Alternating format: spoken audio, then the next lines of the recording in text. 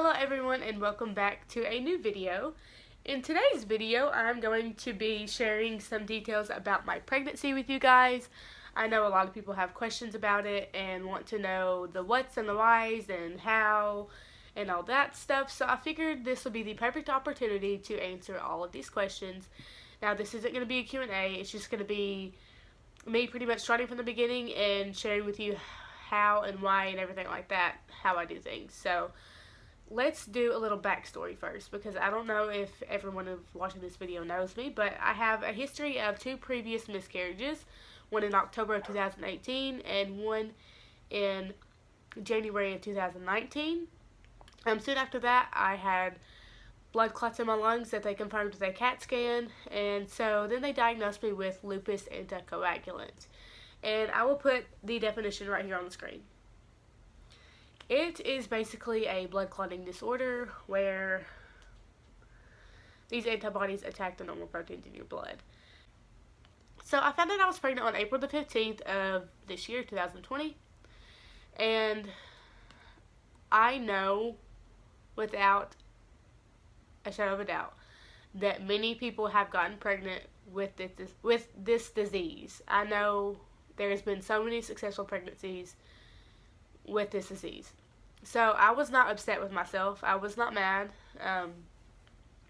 I knew that I wanted a baby, and that just because, something is wrong with me doesn't mean that I can't have a baby, because it is very possible. So the first thing I did was I called my doctors and I let them know that I had a positive pregnancy test, that I was 3 days late on my period, and I'm pretty sure I was pregnant. Now, most hospitals will not do anything. They will not give you any medication or anything like that until they get blood work done so they can confirm your pregnancy. Well, I was at a truck stop and I was far away from home. I don't remember what state we were in, but I'm sure I could find out if I needed to. But I knew that I was on warfarin, or some people know it as Coumadin, and that is a blood thinner that you take to thin your blood, of course. Now that is not safe for pregnancy. It is very proven to cause birth defects, and I was so scared whenever I figured out I was pregnant because I didn't know how far along I was, and I didn't know if this was in the process of causing birth defects. I had no clue. So what I told the doctor was, I know that I'm pregnant and I'm on warfarin. I know it is, proven to cause birth defects. Can you please switch my blood thinner?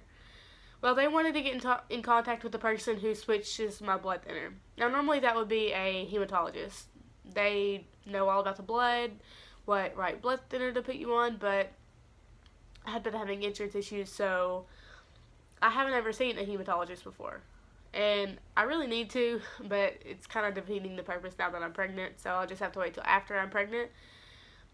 But they called my family doctor, and she suggested that I get on Lovenox injections, which I had already done my research, and I knew that was safe for pregnancy. And so I have one with me.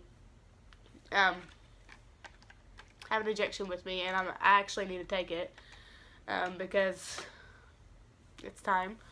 But she suggested that I take these injections twice a day. Now, these injections are 40 milligram per 0.4 milliliter.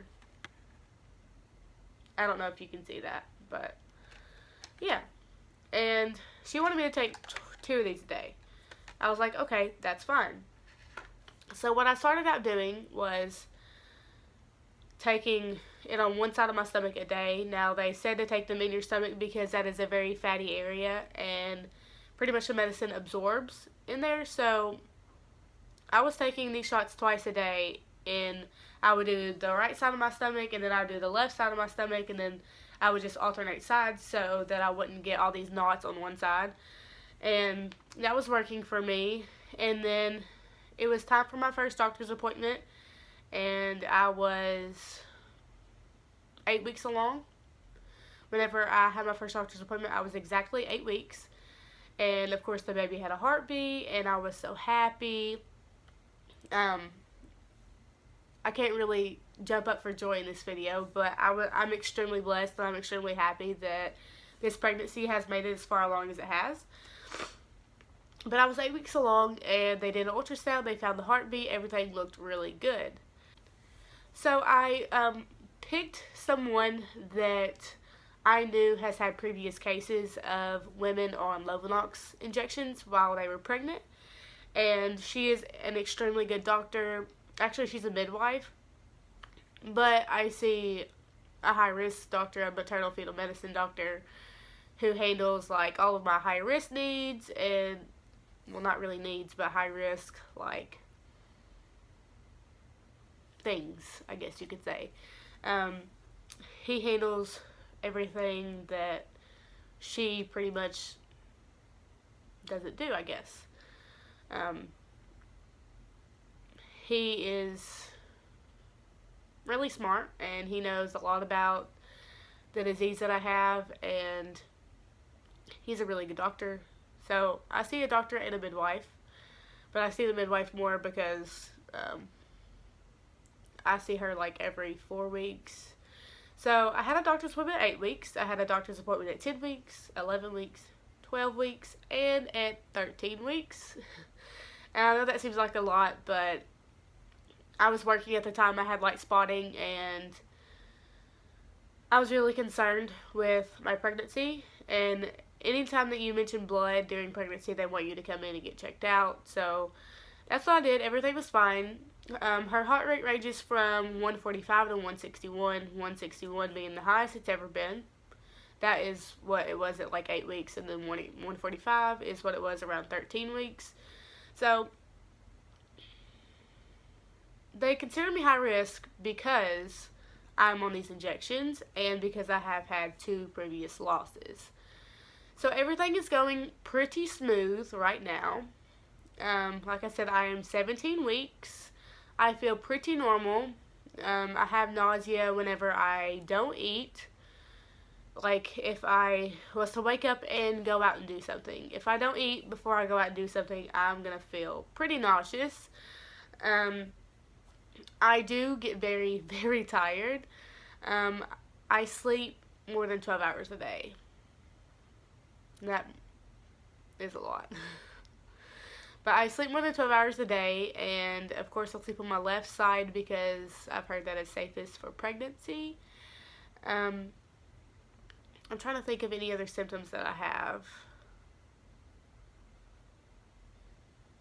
My bump is obviously growing, so there's that. I have felt a little bit of flutters. Not any kicks outside of the womb yet, but I have felt flutters, and it's a pretty cool feeling, but it's hard to distinguish between gas bubbles and flutters because flutters feel like gas bubbles.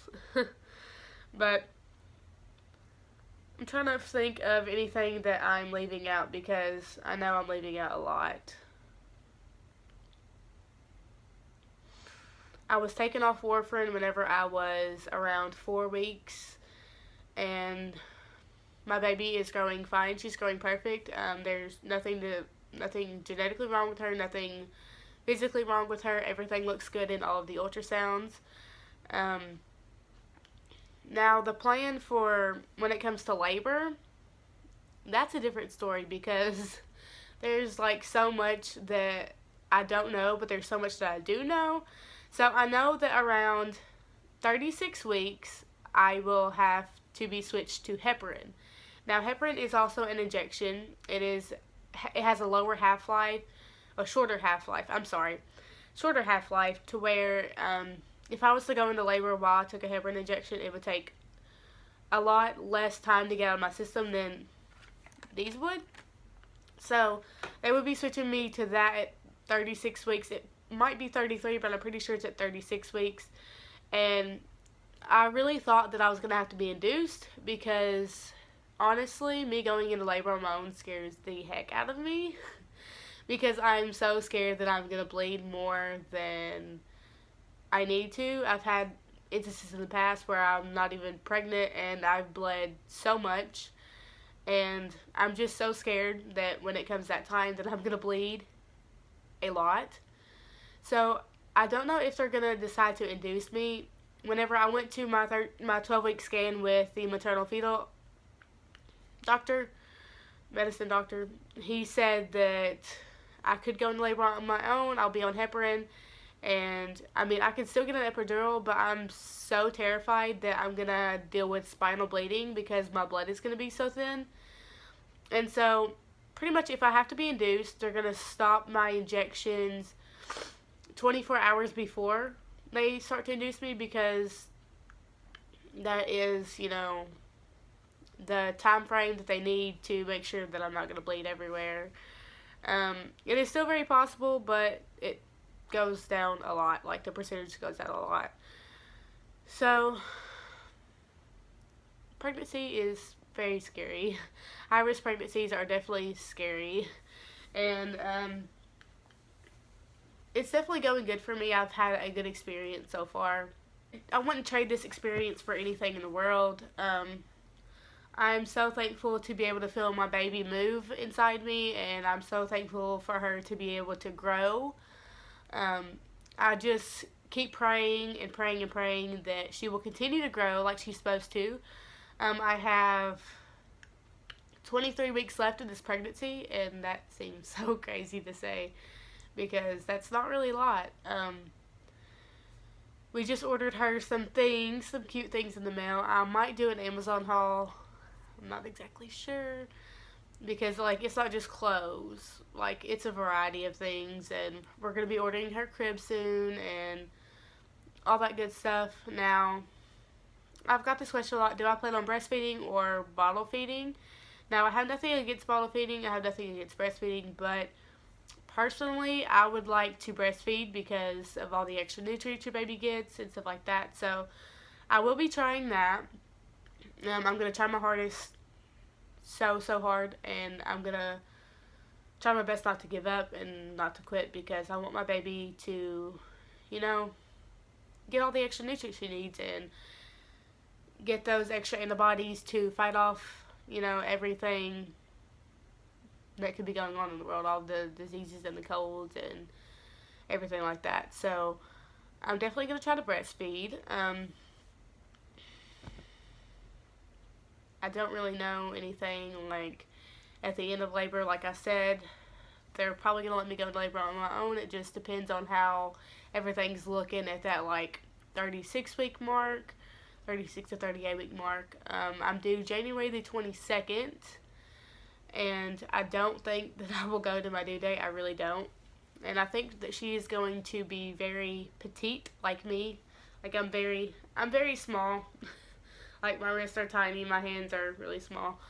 And I think that she's just going to be a very small little girl. I have an ultrasound coming up in 9 days. I'm so excited. Now, this isn't like the big ultrasound. It's just where I go visit my doctor for my prenatal checkup. And they go, oh, would you like a free ultrasound today? Free ultrasound of heartbeat. I'm like, yeah, of course. So they just give me a small picture and I get to hear heartbeat and that's about it. And then I go see the doctor. But I do have my anatomy scan in 3.5 weeks. And that's the big scan. It's going to last for a while and I'm going to try my best to film it. I don't know if they'll let me film in there, but I'm going to try my best because I want to share that experience with you guys. And there's going to be a lot of my family who won't actually get to come with me. I'm not even sure my husband will get to come with me. Because of all these COVID rules and everything like that. So, I hope I get to film it. I really do. I'm very excited, and I'm just trying to think of anything else that I'm leaving out. I'm sure I'm leaving out a lot. But I was debating on doing this on camera. I'm actually going to take my shot on camera so people can see, how I do it and if I actually take these shots or if I just tell you I take these shots. But I'll also probably do a little bump date. She's actually not sticking out that much today. Normally my bump is pretty big, but today, here's the bump. And here's this bump. Got some hip fat going on there. But I have this huge knot. She made her appearance about 2 or 3 days ago, and it's pretty big size knot. And then I have all of these bruises and stuff over here. So I only take shots once a day now. As soon as I went to the maternal fetal medicine doctor, he switched it to once a day instead of twice a day. So since around 12 weeks, I've been taking them only once a day. So for about 5-ish weeks, I've been taking them for once a day. And I'm not sure I like it better because whenever I was taking them twice a day, I was taking them on a routine schedule. I was taking it at 8 a.m. and 8 p.m. and I was taking the rest of my medicine then. So I take this just whenever I want to. I can take it at any time of the day. I just take it normally whenever I wake up or whenever I come home from the day. So it is like almost 6 o'clock p.m. and I'm about to take this. I also take a baby aspirin, which is 81 milligram, and I take, of course, my allergy medicine and anxiety medication. So that's all the medicines I take in a day. I also take a prenatal pill. I was taking the gummies, but then they started making me feel nauseous, so I didn't really take those anymore. But I just wanted to do this on camera so people can see how I do it. So basically, this comes off, and it's a shot. And now, this is pretty big. I'm not gonna lie, this is pretty big. And it's pre-filled already. I don't know if you can see the medicine in there. But it's pre-filled, and it just says enoxaparin sodium injection, 40 milligram per 0.4 milliliter. It just has the NDC number and the lot number, the expiration number, and so this is the part you press down. This is the cap, and here lately they have been bruising me so bad, and they sting so bad. Most people are like, I've never had one before, like it's just a shot. No, these sting. They sting very, very bad. So you just take the cap off. And it's pretty hard because, you know, they don't want kids to be able to get in these. But here's the needle. It's pretty thick. I'm not gonna lie. It's pretty thick. And then let's see. I guess I'll stand up and do this. I normally do it sitting down, but I'll stand up. Okay. So I just need to find a spot that doesn't have a knot. So I just feel around. See, like this is a knot. That's a pretty good sized knot. Knot. There's a knot there. Just feel around for spots that don't have a knot. Now I can't go above my belly button, so I gotta go from here down. So I guess the lucky spot's gonna be here. No. Lucky spot will be here. No. It's so hard to find a spot. Okay. This might take a minute. The lucky spot will be here. There's no knot. It's not above my belly button. So you pinch the skin, and then I don't go in straight. I go in at an angle because it's supposed to help not bruise. So put the needle's in, and then you go real fast. Squeeze it all the way, take it out. Now, sometimes it bruises and bleeds, but this time you can't even tell that I took a shot, really. I mean, you can see the spot that's getting red. But, so no kids get into this. Now, I have a 5-year-old, so crazy to say that she's 5, and I'm going to have a baby. Now, I'm supposed to be taking these injections 6 weeks after birth because you still want your blood to be thin while your body's healing, and so I just put the cap back on. Cap's on. And then there is a safety device, so you just press the syringe really hard, and then it pops out. So then no kids can hurt themselves, and see, there's no way that you could stab yourself because the cap's on, and there's a protector. So it's pretty safe. Now, this one didn't bruise. This one probably won't bruise. I just got lucky today, I guess. They have been bruising me really bad, and you can't really prevent it. People say ice it. People say put heat on it.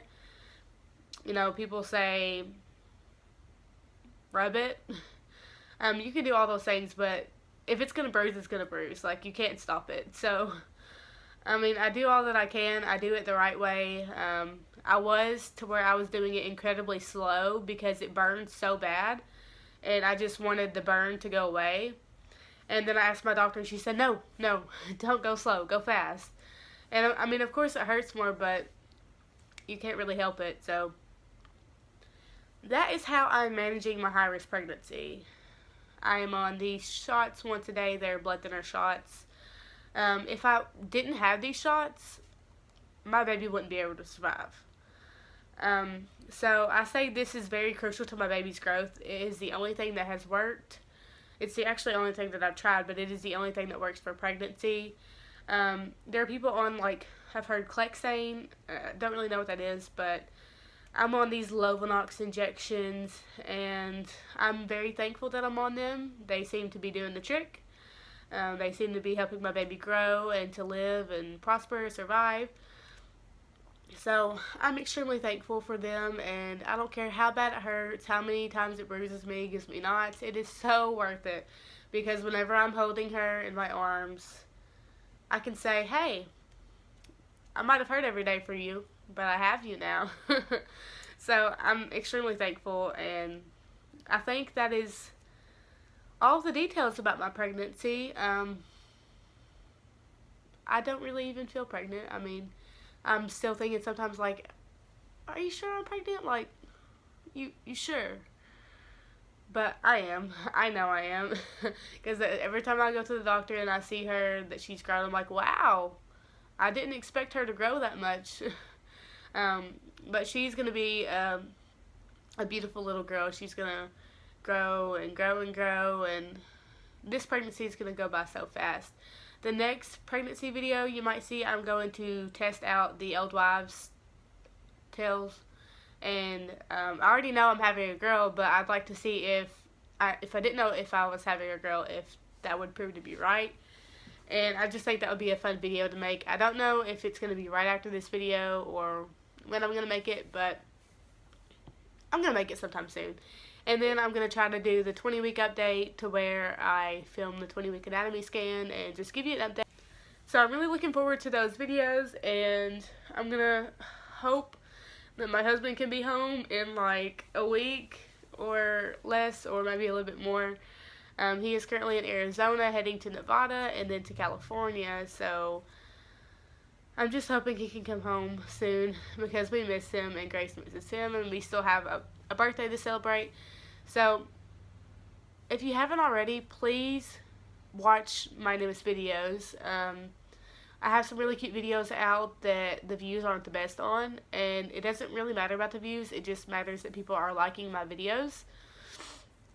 So I really hope that you are enjoying the content that I've been putting out. I really wanted that to happen whenever I came back to YouTube. I wanted people to like my videos better, and I wanted to make better content. So I really hope you're liking the videos. I hope you enjoyed this video. I hope it explained to you why my pregnancy is high risk, how I'm managing it, and just stuff like that. So please drop a like on this video, and leave a comment below if you know anyone who's taking these shots, if you're taking these shots, if you have a high risk pregnancy, if you have any questions for me. If you just want to leave a nice comment, I appreciate every single comment, and I love reading them. It gives me something to do, gives me someone to talk to. I love making new friends. And also follow me on Instagram if you haven't already. I'll put it in the description below, so just scroll all the way down and you can see it. It's really easy to find. Make sure you subscribe to our channel. I really want to reach 200 subscribers by the end of this year. That would be amazing. That would be the best Christmas present ever. So Make sure you're subscribed, like this video, leave a comment, and I thank you so much for watching. I will see you in the next video. Bye.